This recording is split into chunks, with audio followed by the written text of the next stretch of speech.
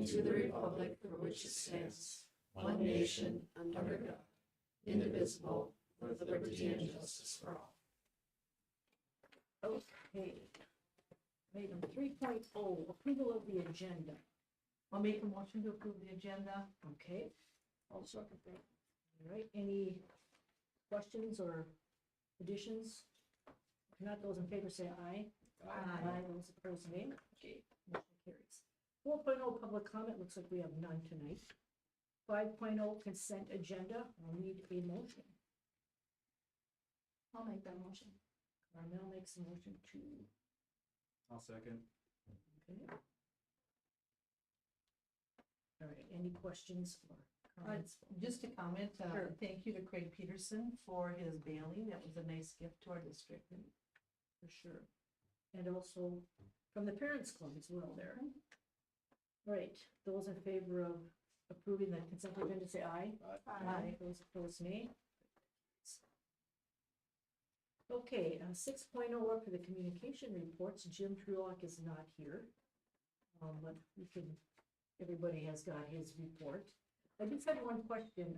Does anybody know, is there gonna be a student performance during the day For the musical. for the musical? Thursday. On Thursday, okay. Somebody asked me that.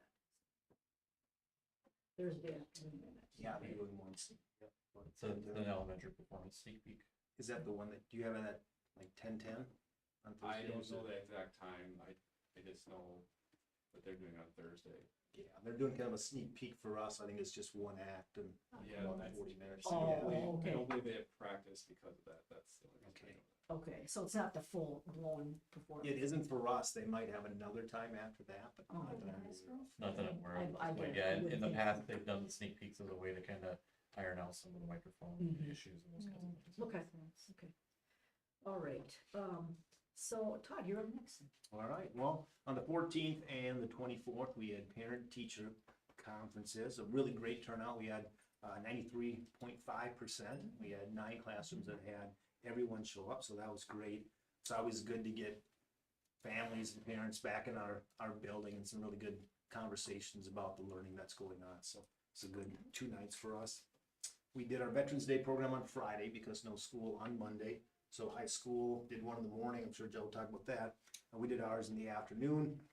A really great chance to get our kids together. And it was about an hour long, but they did such a good job of sitting and just kind of following along with the lessons that were taught about the pledge and what Veterans Day is and the folding of the flag. So we had the Clara City Legion and then the Raymond Legion that were both there in attendance for us.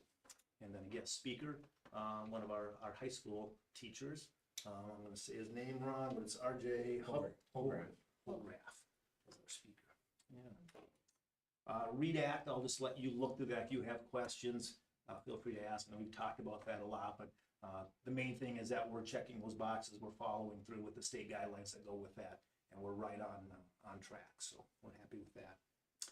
And then we take a lot of pride in just the chance to work with kids, not just on math and reading and science, but also just on those character traits. So we're really proud of the positive behavior intervention systems that we have in place. And Allie Fricky does just a great job. So I mentioned her. She gets in every classroom one day each week, and they work on some friendship skills and character traits and some just ways to cope with things. So that's a great kind of a reminder for those kids to focus on. Wolverine Pride. We still use those Pride tickets. We gave out a little over 500 for the first quarter. So each week those names go in a drawing, and then the winners are drawn out, and then they come to the office to get a picture. It's posted online, and then they get to pick out a prize for that. And then we added something new this quarter. We did the Wolverine Way. So each class recognized one student. So 5th grade would have 3 then for each class. So 3 5th graders, 3 4th graders, all the way down. And at the end of our program on Monday, we brought those kids up on stage, and you'll see that in the paper this week. So a lot of fun and a great way to recognize just the great things that are going on, the positive things before we have to worry about any of those challenges that come up later on. So do you have any questions for me? All right, thank you. All right, Judd, you're up next. Good evening, thank you. I noticed that my placard was moved down one spot, so if I'm out at Edith's desk for the next meeting, I'll know there's something going on. And I'll ask some questions at that point. So, in all seriousness, now, our attendance for, conferences was good. I think anything over 75%, we hit 80%, so I'm very happy with that. We will have greater attendance than that come springtime because that's, we gotta do class registration, so we usually get a really good turnout for that. As Mr. Bertram was talking about, we held our Veterans Day program. It was a morning program that was held, and this year I was able to bring in a guest speaker, which I was very excited to do. Family friend, Colonel Jesse Carlson, who's the commander of the 133rd Airlift Wing out of Minneapolis and St. Paul, was able to come in and talk to the kids about being a small town kid and what the military was able to do for him and all his experiences and those kinds of things. So very cool for the kids to be able to get to do that. I do want to acknowledge that we tried to do a live stream, but we had some technical difficulties. Mr. Westbrook tried to give it the college try and did a recording, but there was no sound. So if we would have had sound on the recording, we would have put that on. So we'll see if we can get that worked out in the future. I believe actually even in the for the afternoon we had an ironed out. So We were able to get something done for the afternoon. yep. Which was a bummer because of the message that was shared all the way through the program was great for us. I know that Mr. Truelock put it in his notes, but again, I wanted to invite you to the fall musical that's coming up this weekend. And then my final thing for you is just as a reminder, the December tradition is the World's Best Workforce and A&I combined report will be presented to you at that point. So I want to spend some time getting that wrapped up, and then Mr. Bertram will present it to you. He just found that out, by the way. So, other than that, it's been a good month for sure. Questions? All right. Awesome, thanks. All right, Josh. you're up. Sure. Well, thank you for coming in tonight. Congratulations, Fourth Carmel and Julie, for being reelected to our McRae School Board. And also welcome to Ben Dunner, who, with 429 total votes cast during in District 1, Ben received 53.38%. So we'd like to welcome you to the school board, Ben. McRae truly is fortunate to have all of you sitting on the board, and with the addition of Ben, you're a great leaders and great representation of our constituents, and I appreciate that effort that you put forth each and every day. Quarter one has come to an end. That was on November the 1st. Quarter two will go from now until January the 16th. And this truly is a natural time for all of us in the school to revisit, expectations with our students, revisit expectations in the classroom, and then also to working with administration, our deans, school counselors, and other teachers, just to provide the continual support for our students, because today they may need additional support today that they didn't need in September. So always, at the quarter break, it's a good time to revisit some of those things so that we can ensure student success. Our outdoor classroom has been completed. The steel on the inside was just completed this week, and classes are already beginning to go out and use that. Even with the cold and the wind, there were people that were out there enjoying that space. Today, Bowers Construction finished up most of the project of putting granite fines in the path, which is out in the prairie. They hauled in close to 90,000 tons of granite fines in the last 24 hours. And so that'll add a nice space for people to be able to get around just a little easier. It's not tarred, it's not bituminous, and it's not asphalt, but it certainly is going to be smoother and more accessible, to people to be out there. This next week I'll be working with Tom Sletta. He's from Chippewa County, and putting together a plan for planting of trees. And I'll also be inviting our FFA folks to come with when he comes out. Part of FFA is leaf identification.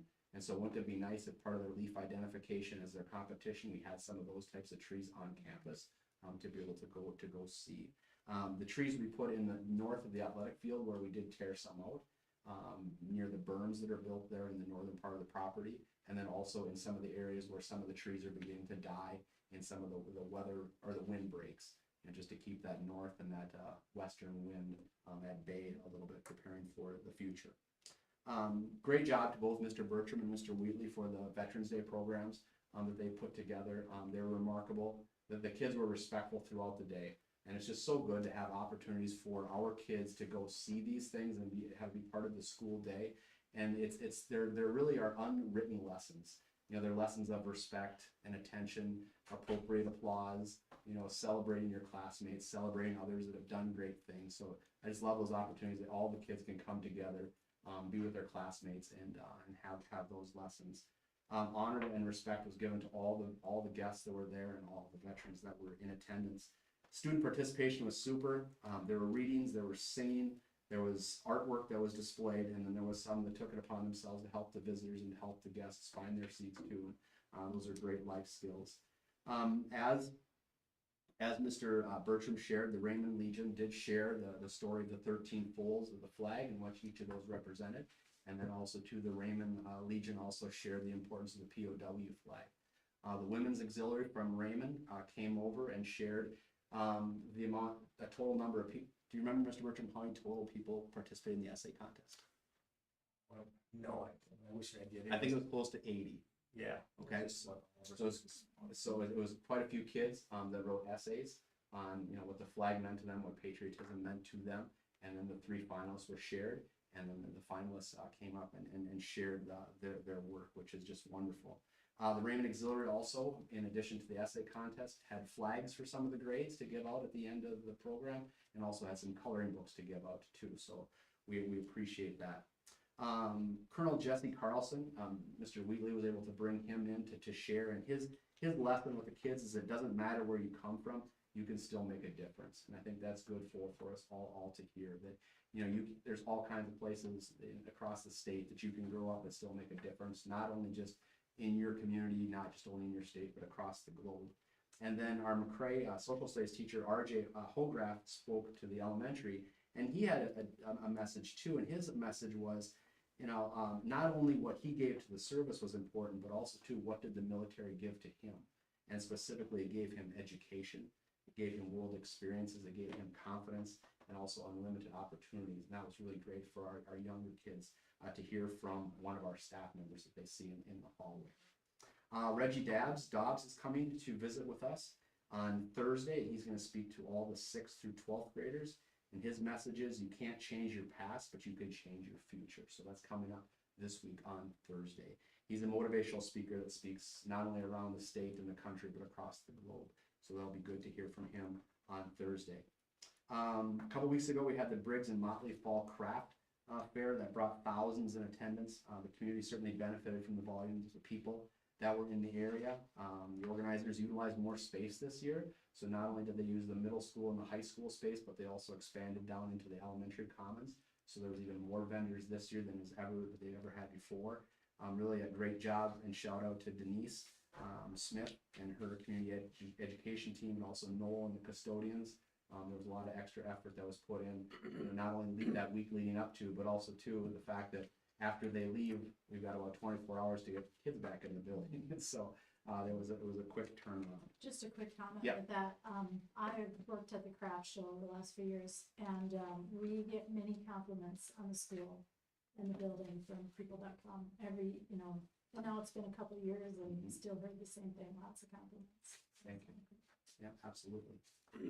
Jenna Fromm, she is the CEO of Palmer Bus. She came out to visit within the last week or so, just to hear our perspective and concerns on transportation. Also too, I want to share a positive recognition with the retirement of John DeHoo. He is going to be retiring at the beginning of December. We just appreciate his investment in student safety and what he has done for our community, not only him, but his family. Another John is going to be replacing him. John Chesnick will be joining us. He has been part of the Palmer team before, and he actually began his first week last week. So he has been employed for 1 week, and John will be there to help him navigate these first couple weeks and months.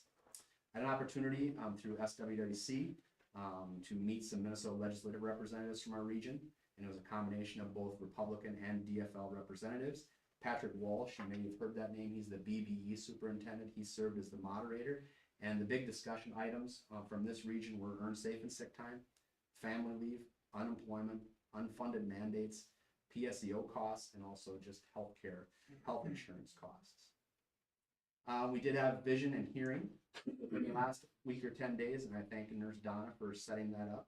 All of Raymond, Clare City, and Maynard Lions helped out with that. This was programming that was through Countryside Health along with Ridgewater College. And since 2022 at McCray, we have done vision and hearing for 1,220 kids. And of those 1,220 kids, over 145 of them were referred for glasses that may not have been referred for glasses without the screening that was done in the school. So that's tremendous for Nurse Donna. Nurse Donna is also setting up a dental visit in March and April. The dates have not been set, but it offers cleanings and also sealants to students. And again, many kids across the state, across our nation, don't have opportunity to see a dentist, but if we can be proactive, so they can do the cleanings, do the checkups in the building, so moms and dads don't have to take them to an appointment, I think that's very important. Health insurance costs are continue to increase. Kim and I, along with union representatives, have begun to explore other options for health insurance as we prepare for contract negotiations in the upcoming months. Operation Snow Desk, believe it or not, at the top of the month, Mr. Bertram, Mr. Wheatley, and Mr. Westbrook and I have been preparing, the contact information for radio and TV if we need to do something with weather delays, and then also working with our staff to make sure that we are prepared for e-learning days if needed. I did attend a National Weather Service by Peter Rogers out of Sioux Falls, South Dakota, just to talk about what does this upcoming winter look like, and he said that expect more snow. And then also expect different ways you see headlines, cold weather headlines. We may not see wind chill used often over the next year or so, because if it is 40 below wind chill or if it's 40 below regular time, it's still cold. So regardless of whether you just add the word wind chill to it, it's 40 below. So we might see some changes in that. And then adding to, at the early on in our meeting, they talked about some of the donations by the roller skate rental by the Elementary Parents Club.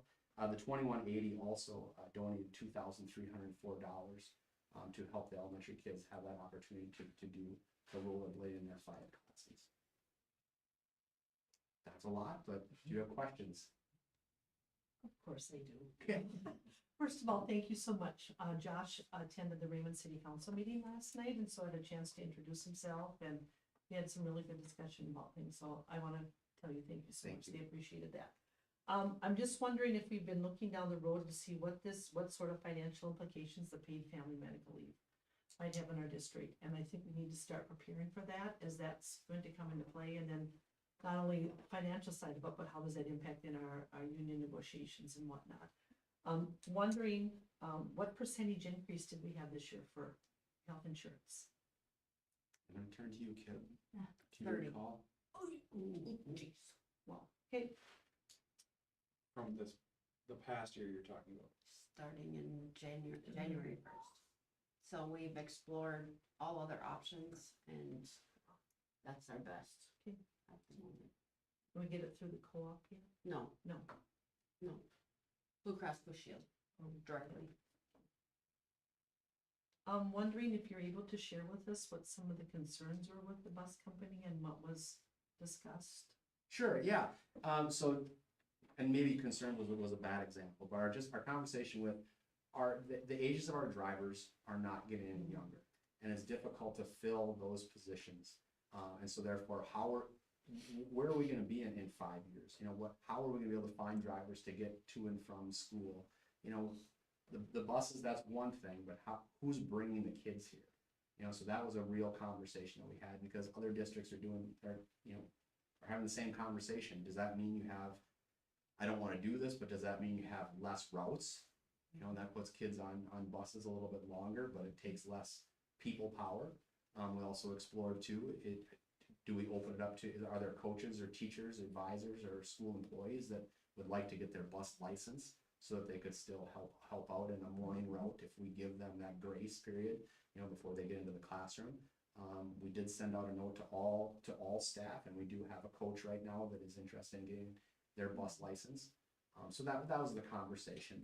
Also too, the conversation that Jen and I had is there's some legislation that if let's say you're hired by Palmer Bus, and Palmer Bus pays for your education, you're behind the wheel and things like that, and you start at the bus company, but then in less than 60 days you decide to take your CDL license and then go somewhere and drive besides the bus company. The bus company is just, they put resources into you and you've left. What can we do to prevent those kinds of things? So those are some of the conversations. Also too, you know, what kind of fuel is being used in our buses. You know, there's been some exploration with LP versus gasoline or versus diesel. You know, so that's something to explore too. But, and then we talked about the transition locally from John to John. Well, and then the price of the buses and the long wait lines. Just to share, we just got 3 propane buses. Okay. That will be starting to run in Marshall, so it'll be interesting. I'll have to let you know how they compare with the diesels and whatnot. Last thing, thank you so much for the email, about the additional SPED students and additional SPED staff, because I did ask at the last meeting about that. But there was nothing in there about the space. And so wondering, have you had an opportunity to have a discussion with the staff, especially since now we're seeing more students in that area? The space itself, even prior to this year, was not adequate. Yeah, so since the last board meeting, I've asked both Mr. Bertram and Mr. Wheatley to meet with special ed staff to have that conversation, because Okay. it does look different across the district. I don't wanna put all of our special ed staff into the same group because they have different needs. So have I personally sat down with each of them? No, I have not, but that is in the works. So then maybe we can expect Yep. next month to have some sort of feedback. Yep. Okay, There'll be awesome. dialogue, sure. Okay, thank you. You're welcome. Okay, anything else for our superintendent? If not, all right, thank you, Josh. Okay, 6.2 committee reports. I don't see anything here, if somebody's got something. 6.3 board discussion. I've just got a couple of items I wanted to touch base on again. Excuse me. Josh's performance review, I know we started that he said it was last January or February, Yeah, right? last winter. Right. So we'll have to probably get that scheduled again and get up to speed on that. And probably then maybe February is a good time for that. And then also, part of that was progress on a strategic plan, which was one of the jobs you were assigned, I guess. Yeah. So, goals, there we go, goals, that's what he should be saying. But anyway, didn't want anybody to think we just forgotten about those things. If everybody's in agreement, do you think February sounds like a good, does that work, Josh? Yeah. February? Sounds good. Thanks.